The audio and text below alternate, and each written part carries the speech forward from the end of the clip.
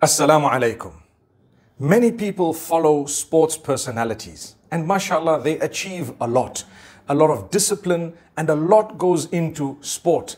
Now, if you have a Muslim who is a good Muslim who actually follows Islam and upholds its values and they've achieved in the sports field more than you can imagine, then that would be something worth looking into and learning lessons from. Habib is one of those whom we have to learn lessons from whether we like it or not. Number one, he does not miss his Salah. Number two, he's a good Muslim, inshallah. And you know what? What I've learned and what a lot of people have seen during the last match that he had about these things. Number one, he lost his father. May Allah grant his father Jannatul Firdaus. His father was his role model, his teacher, his tutor, his mentor, and his coach. How many of us can be that for our children? You know, it's not easy for me to say how many of us have parents like that because sometimes it's not your fault that you don't have a parent like that. But we could say how many of us are parents who treat our children in such a way that they look up to us from all angles. May Allah make it that way. So we have a lesson to learn. The fathers out there, you know what you have to look into, inshallah. Be the best possible father, the role model, whatever else you can be for your own child. Secondly, when he lost his father, he was affected by it. The father used to discipline him and he used to enjoy that disciplining. How many of us allow our parents to discipline us, to tell us off? He's a grown man. He's a successful human being. People look up to him as a role model. He looks up to his father. Subhanallah. May Allah grant that father of his Jannatul Firdaus, Abdul Manab, that was his name. And then he decided thereafter that he wants to dedicate his life to serving his mother. And therefore, when people came to him and told him, you need to play again, he decided to go to his mother. And when he went to his mother, subhanallah, his mother was reluctant. He says he spent 3 days trying to convince his mother.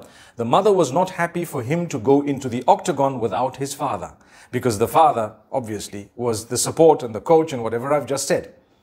And so when he finally convinced his mother, he said a few things. Now, before I get to that, how many of us would even consider asking our mothers before we did something? Subhanallah. It's a point, isn't it? How many of us have a relationship with our children such that if they were to do something important, they would consider asking us as their mothers? Subhanallah.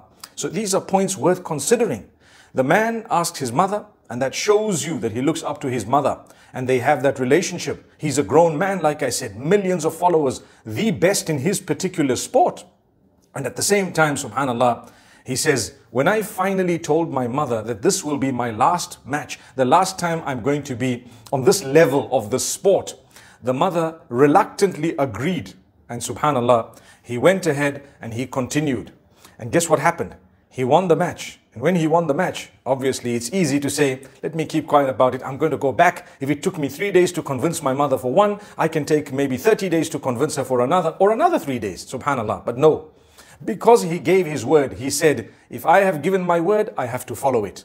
How many of us would actually do that? You're right at the top, 29-0. It's so easy to get to 30-0, perhaps maybe beyond that. But because he gave his word, he said, you know what, I'm going to stop. Number one, I also miss my father. I'd like to dedicate more time on other things. I've already arrived at the top and I'd rather now spend my time serving my mother. I've given her my word. How many of us, when we give people our word, do we actually stick to the word?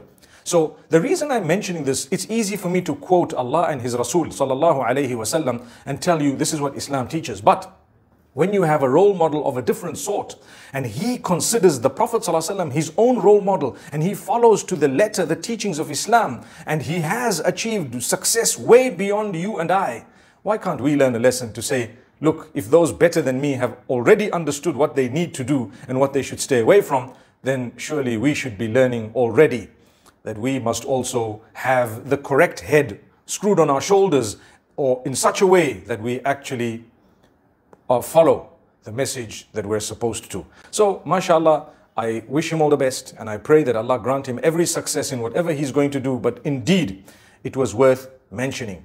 Notice, I'm not going to fall into whether or not it was permissible or prohibited, to bash people in their faces and so on. That's a topic on its own. But I'm actually speaking about what happened and what transpired the last match. To be honest, someone to give their word and to follow it, Subhanallah. It is very rare to find such people. So may Allah subhanahu wa ta'ala grant us all a lesson. أقول قولي هذا وصلى الله وسلم على نبينا محمد والسلام عليكم ورحمة الله.